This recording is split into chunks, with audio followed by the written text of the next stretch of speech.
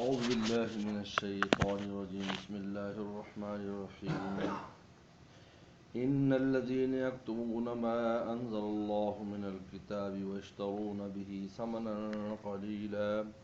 أولئك ما يأكلون في بطونهم إلا النار ولا يكلمهم الله يوم القيامة ولا يزكيهم ولهم عذاب أليم أولئك الذين اشتروا الضلالة بالهدى والعذاب بالمغفرة فما أصبرهم على النار ذلك بأن الله نزل الكتاب بالحق وإن الذين اختلفوا في الكتاب لفي شقاق بعيد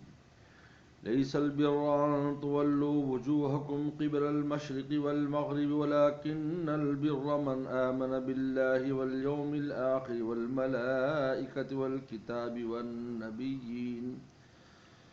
وآتى المال على حبه ذوي القربى واليتامى والمساكين وابن السبيل والسائلين وفي الرقاب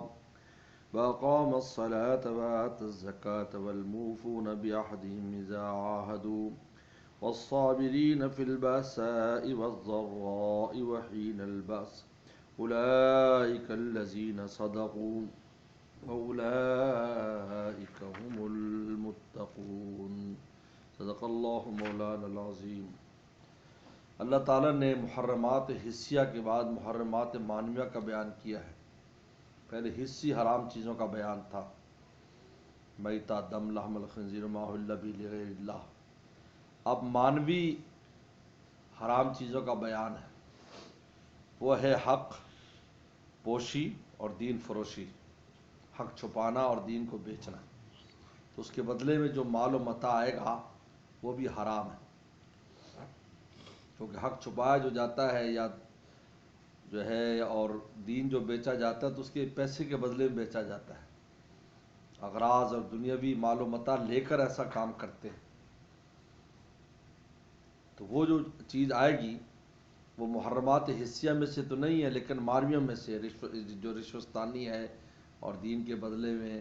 جو چیزیں انہوں نے لی ہیں۔ تو اللہ تعالیٰ ان کو بیان کرتے ہیں کہ ان الذین یکتمون ما انزل اللہ من الکتاب، یعنی یہ ساری چیزیں کتاب اللہ میں ان کے موجود ہے۔ تورات انجیل میں خنزیر کا حرام ہونا، دم مسفوح کا حرام ہونا، چیزیں وہاں بھی یعنی وہاں بھی حرام تھی، لیکن انہوں نے خنزیر کو نصارہ نے حلال کر لیا، یہودیوں نے بہت سی چیزوں کو حلال کر لیا، حالانکہ ان کی کتابوں میں ان کی حکم حرمت موجود ہے۔ تو ان الذین، وہ لوگ، بے شک وہ لوگ، یکتمون جو چھپاتے ہیں، یہ حق پوشی ہے، ما انزل اللہ من الکتاب، جو اللہ نازل کی، من الکتاب، کتاب اللہ میں، جو کتاب اللہ سے جو چیزیں نازل کی، محرمات حسیہ کی، ان کو چھپاتے ہیں۔ وَيَشْتَرُونَ بِهِ ثَمَنًا قَلِيلًا، اور خریدتے اس کے بدلے میں تھوڑا سا پیسہ۔ ثمن قلیل یعنی اگر کتنا بھی لے لیں وہ بھی قلیل ہے اس مقابلے پر، آخرت کے مقابلے پر۔ اولئک ما یاکلون فی بطون النار، فرمایا یہ لوگ اپنے پیٹوں کے اندر آگ بھر رہے ہیں، کھا رہے ہیں۔ دیکھو یاکلون، یہ جو کھا رہے ہیں وہ محرمات حسیہ تھے، سور کا کھانا، دم مسفوح کا کھانا، ماحول غیر اللہ کا کھانا، اور یہ محرمات معنویہ ہے، یہ بھی آگ ہے۔ دیکھنے میں اگرچہ وہ چیز طیب ہے، پاک ہے بظاہر، لیکن معنوی طور پر حرام ہو چکی ہے، کیونکہ وہ حق چھپانے کی وجہ سے لی ہے، حق تبدیل کرنے کی وجہ سے لی ہے۔ اولئک ما یاکلون فی بطونہم من النار، یہ لوگ نہیں کھا رہے اپنے پیٹوں مگر آگ۔ لہذا ایک تو وہ جو کھا رہے ہیں وہ بھی آگ ہے، اور دوسرا قیامت دن کیا ہوگا، ولا یکلمہ اللہ یوم القیامہ، اللہ ان سے کلام نہیں کریں گے، جبکہ وہاں ہر ایک سے کلام کیا جائے گا، ہر ایک سے بات چیت ہوگی، لیکن ان سے کلام نہیں کریں گے، اور ان کے لیے فرشتوں کو بیچ میں ڈال دیا جائے گا۔ حالانکہ جاہ و جلال سے کلام ہوگا، جلال کی کیفیت سے، لیکن ان سے وہ بھی اس کے بھی قابل نہیں، اس لائق نہیں کہ ان سے یہ بھی بات کی جائے۔ لہذا اللہ تعالیٰ جو ہے وہ فرشتوں کو ڈالیں گے، تم بات کرو، وہ بڑی سخت انداز میں ان سے بات چیت کریں گے۔ ولا یزکیہم، اور ان کو پاک بھی نہیں کریں گے، جیسے مسلمان جہنم میں چلے جائیں گے اس کے بعد پاک کر کے جنت میں بھیج دیا جائے گا۔ اور عذاب علیم، ان کے لیے دردناک عذاب۔ کیوں؟ اولئک الذین اشتروا الضلالۃ بالہدی، یہ وہی لوگ ہیں جن نے گمراہی کو خریدا ہدایت کے بدلے میں۔ ہدایت آئی تھی، گمراہی لے لی۔ والعذاب بالمغفرہ، اور عذاب کو خرید لیا مغفرت کے بدلے میں، ورنہ اللہ تعالیٰ ان کو معاف کر دیتے اگر یہ صحیح راستے پر آ جاتے، لیکن گمراہی لے لی، حق چھوڑ دیا۔ اللہ تعالیٰ فرماتے فما اصبر علی النار، بس کیا یہ صبر کرنے والے ہیں آگ پر، یعنی ان میں بڑی ہمت ہے کہ ایسے کام کرتے ہیں کہ عذاب الہی کو اپنے اوپر واجب کر رہے ہیں، بڑے صبر کریں گے، بڑا ان میں وہ ہے کہ تعجب کا اظہار کیا فما اصبر علی النار۔ اللہ تعالیٰ فرماتے لیکن ان کو پتہ نہیں ہے وہاں پر کیا ہونے والا ہے، فما اصبرہم، کیا ان کا صبر ہے دوزخ پر، ذالکا، یہ سارا عذاب کیوں ہے، بین اللہ نزل حق کتاب بالحق، کیونکہ اللہ نے کتاب اللہ نازل کیا حق کے ساتھ، قرآن حق کے ساتھ آ گیا ہے، ساری باتیں واضح کر دی،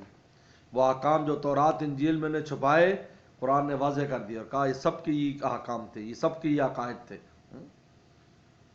وَإِنَّ الَّذِينَ اخْتَلَفُوا، اور بے شک وہ لوگ جو اختلاف کر رہے ہیں فی الکتاب، کتاب اللہ کے بارے میں، لفی شقاق بعید، فرمایا بہت دور کی مخالفت میں پڑے ہوئے ہیں، یعنی ان کا مقصد محض مخالفت کرنا ہے، ورنہ ان کو پتہ ہے یہ حق ہے، قرآن کا سچا ہونا ان پر بالکل واضح ہے، کیونکہ ان میں کوئی ایسے احکام نہیں ہے کہ جو تورات انجیل سے اجنبیت رکھتے ہوں، اور کوئی ایسی چیز نہیں جو نئی بات ہو۔ فرمایا ما کنت بدعا من الرسول، میں کوئی نیا رسول نہیں ہوں، سب پہلے رسول آئے، ان کو سب معرفت ہے یہود و نصارہ کو کہ پیغمبر آتے ہیں اور آخری پیغمبر نے بھی آنا ہے۔ تو وسلم نے کہا کہ اب خاتم النبیین، کہ اب نبوت کا سلسلہ ختم ہو گیا، لیکن ان کی کتابوں میں تو لکھا ہے کہ پیغمبر آئیں گے ابھی، لہذا ان کا مقصد صرف لفی شقاق بعید، شقاق مخالفت، بعید دور دور کی مخالفت، یعنی ایک ہوتا ہے انسان مخالفت قریب کی کرتا ہے، یعنی کوئی وجہ ہوتی ہے اس کی، جس کی وجہ نہیں ہے وہ بڑی دور کی مخالفت ہے۔ یہاں پر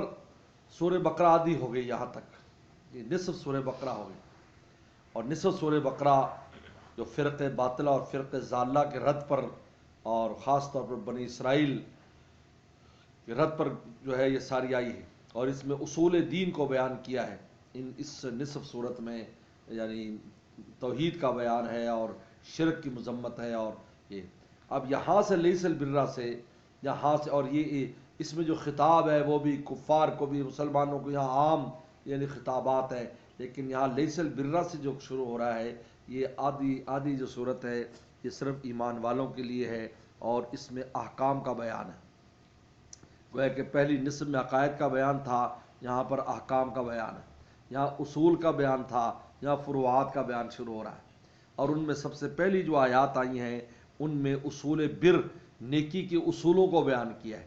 لیس البر ان تولوا وجوہکم، یہاں سے نیکی کے اصولوں کو بیان کیا ہے۔ اچھا مفسرین نے اس پر تفصیل لکھی ہے، لیکن شروحات بخاری میں بھی، چونکہ امام بخاری بھی اس آیت کو لائے ہیں، تو وہاں پر انہوں نے کہا کہ امام بخاری اس آیت کو کیوں لائے ہیں، کہتے اس لیے کہ یہ آیت جو ہے سب سے زیادہ جوامع الخیر ہے، خیر کی جو جوامع جو ہے سب سے زیادہ اس آیت مبارکہ میں پورے قرآن مجید میں بیان کیے، اور بہت لمبی ایک آیت ہے یہ، جس میں تمام اصول بر، نیکیوں کے اصولوں کو بیان کیا ہے، اور پھر محدثین نے کہا کہ نیکیوں کے جو اصول ہیں وہ تین طرح کے ہیں، ایک حسن اعتقاد ہے، اور ایک حسن معاملہ ہے، اور ایک تہذیب نفس ہے۔ حسن اعتقاد کے انسان کا عقیدہ صحیح ہو تو اس کو اس کے اندر بیان کیا ہے، اس کے بعد جو ہے وہ ہے حسن معاملہ، کہ مخلوق کے ساتھ ان کے معاملات اچھے ہوں، وہ اس میں بیان ہے دوسرے نمبر پر، اور تیسرے نمبر تہذیب نفس ہے، یہ انسان کے اندر جو اللہ نے نفس رکھا ہے اس نفس میں تہذیب کن اعمال سے پیدا ہوتی ہے ان کا بیان ہے۔ اس کے بعد پھر اس اصول بر کی تفصیلات ہے، آگے احکام ہے، یہ کرو یہ نہ کرو، یہ کرو یہ نہ کرو، پورے آخر صورت تک وہ احکامات چلے گئے ہیں، لہذا تو اللہ تعالیٰ یہاں سے شروع کر رہے ہیں، چونکہ قبلے کا مسئلہ چل رہا تھا، اور انہوں نے قبلے کے مسئلے کو یعنی اس قدر وہ بنا دیا، اہمیت دے دی کہ گویا کہ حق اور باطل کا معیار ہی صرف قبلہ ہے، کہ اگر قبلہ ادھر ہے تو یوں ہے، ادھر ہے تو یوں ہے، فرمایا لیس البر ان تولوا وجوہکم قبل المشرق والمغرب، فرمایا یہ کوئی نیکی نہیں ہے کہ تم اپنے چہرے کرو مشرق کی طرف یا مغرب کی طرف، کیونکہ وہ قبلہ جو ہے نا شرقن غربن، یعنی وہ مشرق مغرب کی طرف کہا، کہ تم مشرق مغرب کی طرف، کیونکہ شمال جنوب پر قبلہ ہے کہ اگر مشرق مغرب کی مشرق کی طرف منہ کر لو، مغرب کی طرف منہ کر لو، یا یہ ہے کہ جی بیت المقدس کے فلانے حصے کی طرف کرو، شرقی مینارے کی طرف کرو، فلاں طرف کرو، اسی بحث میں پڑے ہوئے ہیں، جبکہ پیچھے بیان کر دیا یہ سب جہاد اللہ تعالیٰ کی، وہ جس کو مقرر فرما دیں تمہارا کام ہے مان کے چلنا۔ فرمایا لیس البر، یہ نیکی نہیں ہے کہ تم چہرے پھیرو مشرق مغرب کی طرف، ولیکن البر، لیکن نیکی کیا ہے؟ یہ حسن اعتقاد، من آمن باللہ، جو اللہ پر ایمان لائے، والیوم الآخر، اور آخرت کے دن پر، والملائکہ فرشتوں پر، والکتاب کتاب اللہ پر، والنبی نبیوں پر۔ اس اصول میں بتا دیا اس میں کہ اے یہود و نصارہ، تم میں یہ چیز کب ہے، تمہارا اللہ پر ایمان کب ہے؟ قال عزیر ابن اللہ، تو اللہ کے ساتھ شریک ٹھہرا رہے ہو، یہودیوں تم شریک ٹھہرا رہے ہو، مشرکین تم شریک ٹھہرا رہے ہو، اور آخرت پر تمہارا اعتقاد کب ہے؟ تم آخرت میں کہتے ہو ہم ہی بخشے جائیں گے، کوئی نہیں بخشا جائے گا۔ فرشتوں پر تمہارا اعتقاد کب ہے؟ جبرائیل السلام کہتے ہو عدو، یہ ہمارا دشمن ہے۔ کتابوں پر کب ہے؟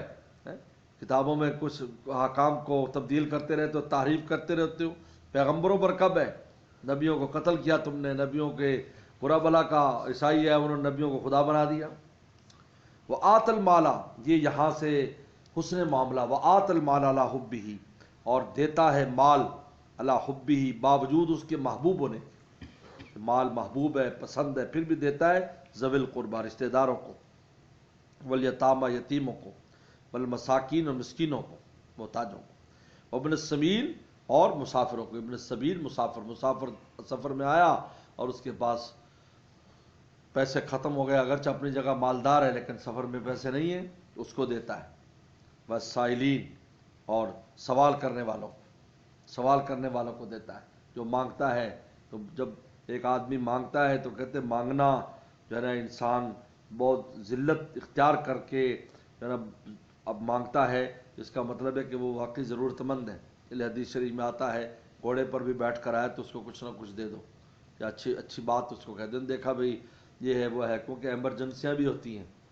ایسی ایمرجنسی نافذ ہو جاتی ہے کہ پوری نہیں پڑ پاتی، ایسا آپریشن آ گیا، یہ آ گیا، وہ آ گیا، وہ باوجود ہے کہ دیکھنے میں اچھا لگ رہا ہے لیکن وہ پورا نہیں اتر پاتا، شادی وادی آ گئی، یہ آ گئی، وہ آ گئی، بڑے مسائل ہیں۔ والسائلین، وفی الرقاب، اور گردنیں چھڑانے میں، ان میں غلاموں کا آزاد کرنا بھی شامل ہے، ان میں وہ قیدی مسلمان جو کافروں کے ہاتھوں میں ہیں وہ بھی شامل ہے، ان میں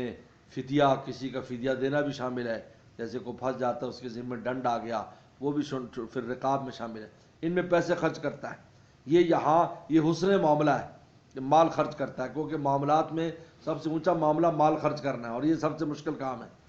باقی زبانی کلامی دعوے تو بہت آسان ہے، لیکن مال خرچ کرنا، کہا جہاں جان کا سوال ہے تو حاضر ہے، مال کا سوال ہے تو سوال دری ہست، اسی میں مسئلہ ہے، سوال اسی میں ہے کہ مال کا سوال ہے۔